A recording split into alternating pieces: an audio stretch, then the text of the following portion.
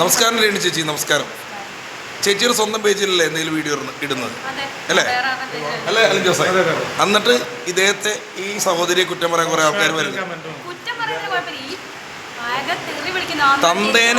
തന്തേനെ തള്ളേനെ പറഞ്ഞ ഏതവനാണെങ്കിലും പ്രതികരിച്ചിരിക്കും. അമ്മേനെ അച്ഛനെ വിളിക്കുന്ന തെറിക്ക് പരത്തെറി തിരിച്ചു വിളിച്ചിരിക്കും.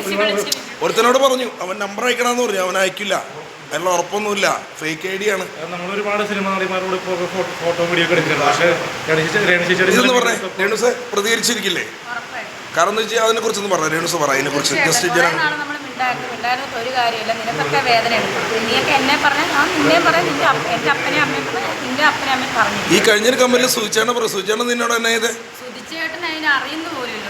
എൻ്റെ ദൈവമേ, അത് മഹാഭാവട്ടോ. നീയൊക്കെ എത്ര കാലം കഴിഞ്ഞാലും നീയൊക്കെ ഉണ്ടല്ലോ നരകിച്ച ചാവുള്ളൂ. ഞാൻ നിന്നെ കണ്ടായിരുന്നു അത്.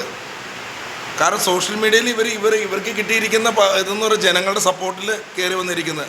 അതായത് എല്ലാ തീർച്ചയായിട്ടും ഇല്ല വരാ. അപ്പോൾ എന്തായാലും ഇതുപോലത്തെ മോശം വർത്താനം പറയാണ്ടിരിക്കുക. കാരണം നിന്റെ വീട്ടിലേക്ക് അമ്മേനെ പെങ്ങളെ ആരെങ്കിലും പറഞ്ഞാൽ നീ പ്രതികരിക്കില്ലേ? ഇല്ലേ?